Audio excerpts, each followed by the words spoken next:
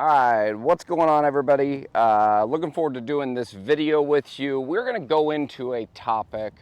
One of the reasons that I see a lot of people either A, they steepen the golf club early, they don't turn enough, causes contact issues, etc. So we're going to go into the topic of how much should we lift our arms, what happens if we're just an arm lifter versus working the arms more around the spine right here. So before we get into that, if you haven't watched my last video, please click that link below. I've also got a free video right here, Understanding Impact, free crash course for you. Happy to check that out. Hope you do.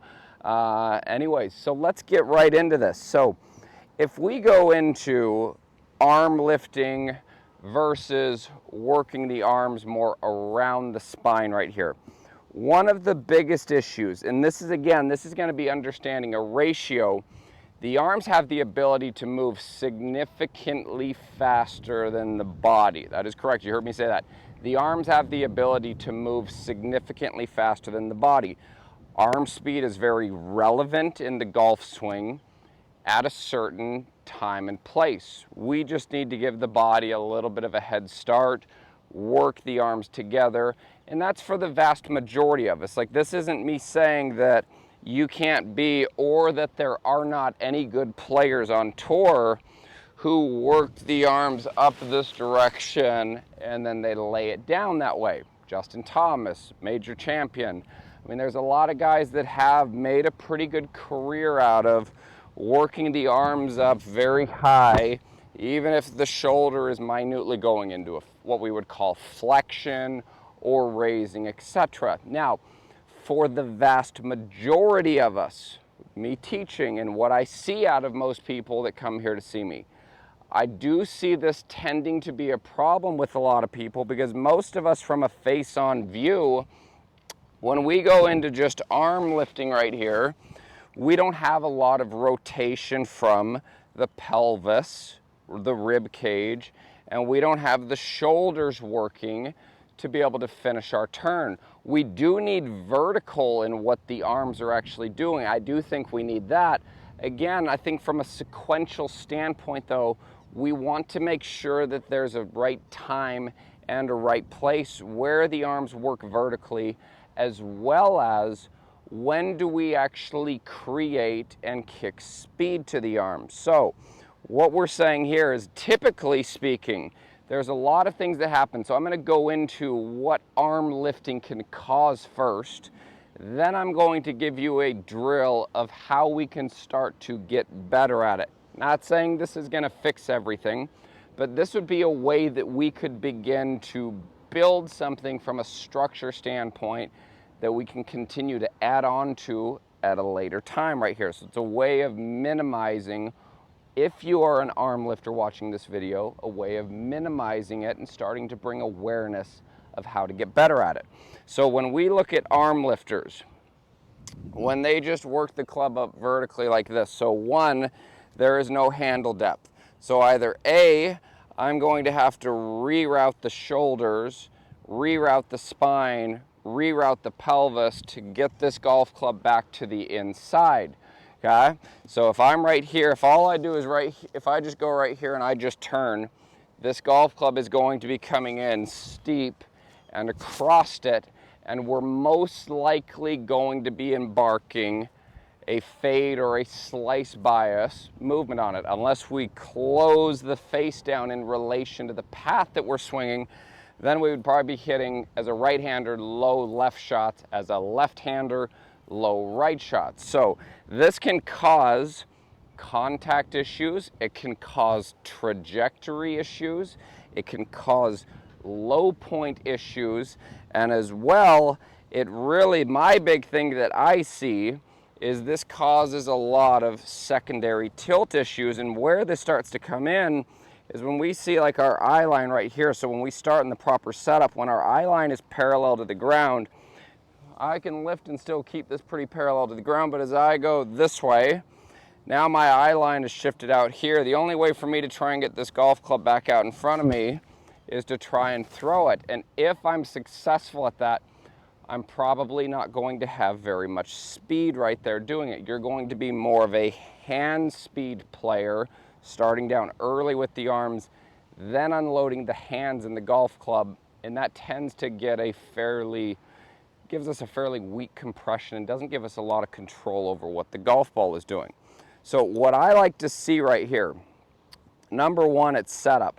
I'm going to explain what I want to see the arms do personally at setup. So if we look at strong arm structure, okay, so a lot of times if we look at the direction that the elbows face, so if my elbows face out like this, one, if my elbows stayed this direction, this club is going to want to work most likely this way, or I'm going to want to roll it inside this direction. So I don't have a lot of stability if I have the elbows out. Now, there are a lot of players that are pretty good with the lead elbow out like this, okay?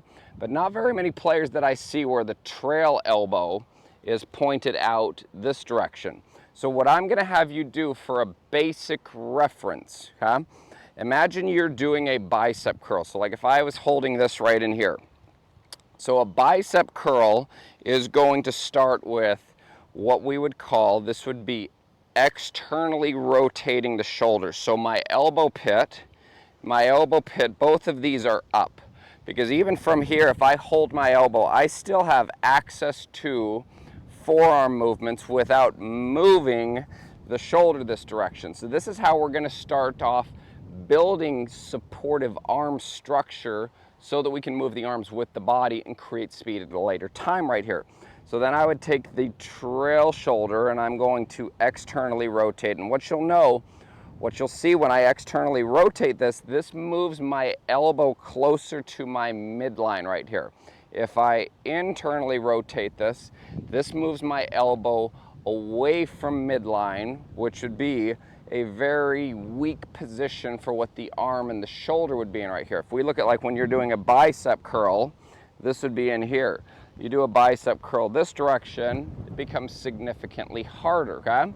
So what I'm gonna have you firstly do is we're going to externally rotate both shoulders and arms. We're gonna hold this arm and we're gonna bring this forearm back into a neutral position.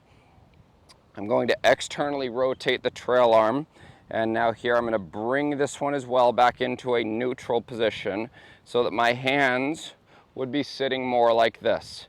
I would prefer a little bit of a forward press, especially if you're a slicer, and we'll do another video one day on that and why.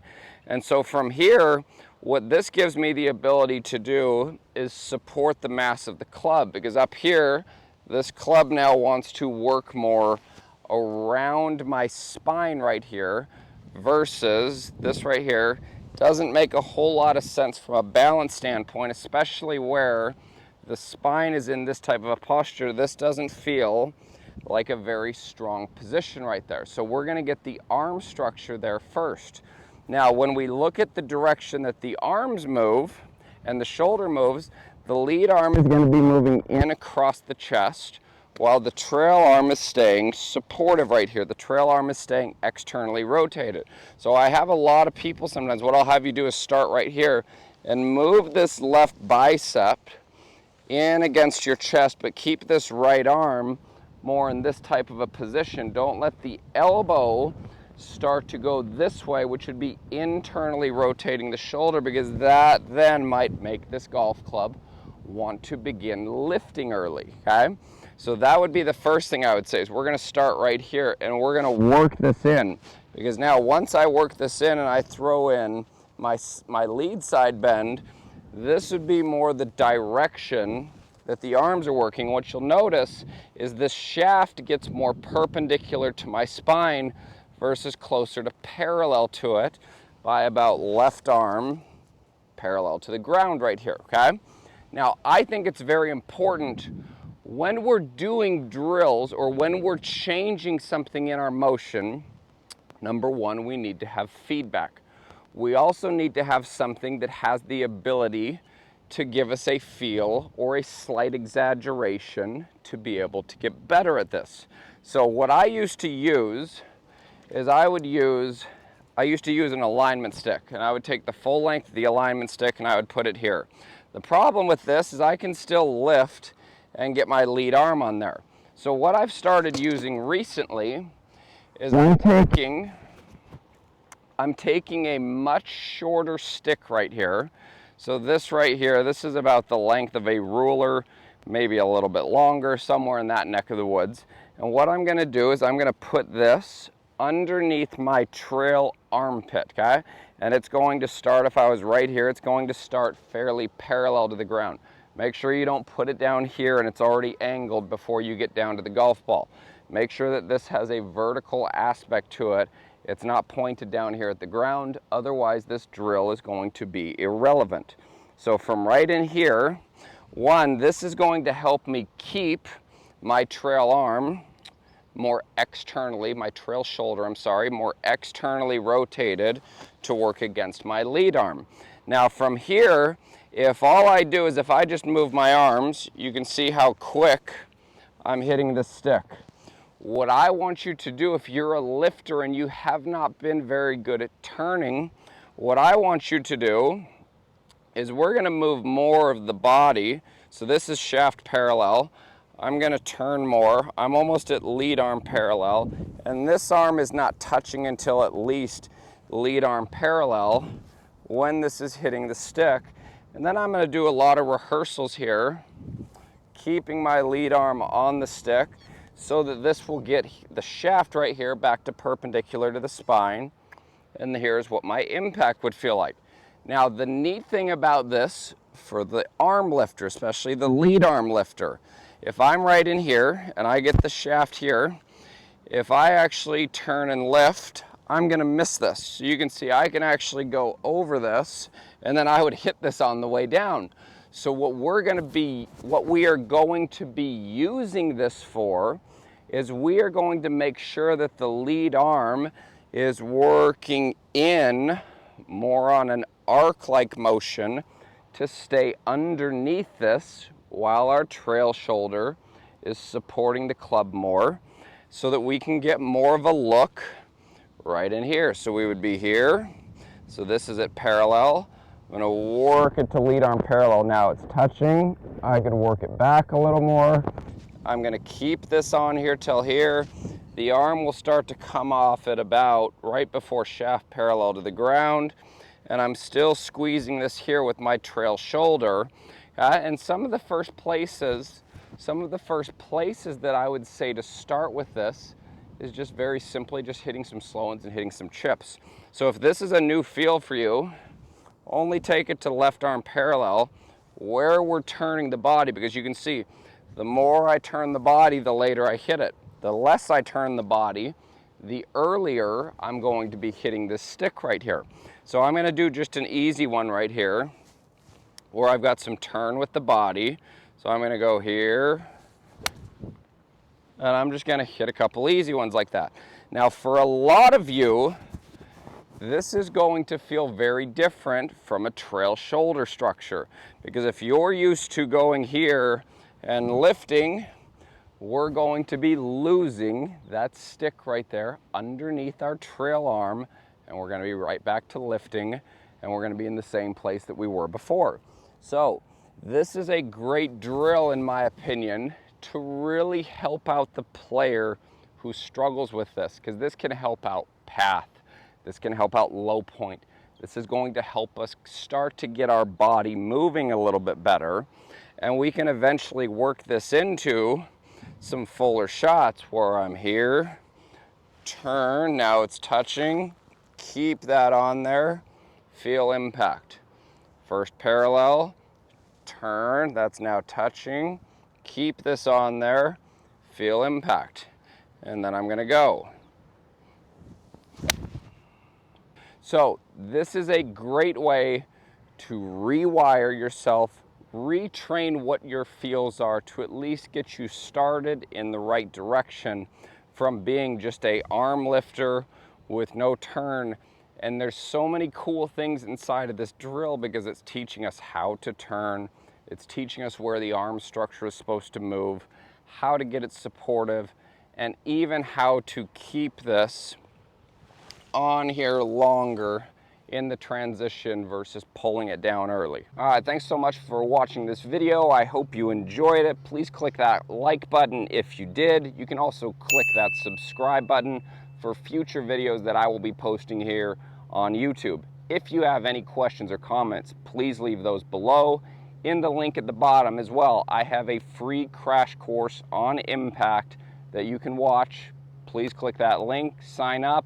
Thank you again for watching, and if you guys need anything, please don't hesitate to reach out.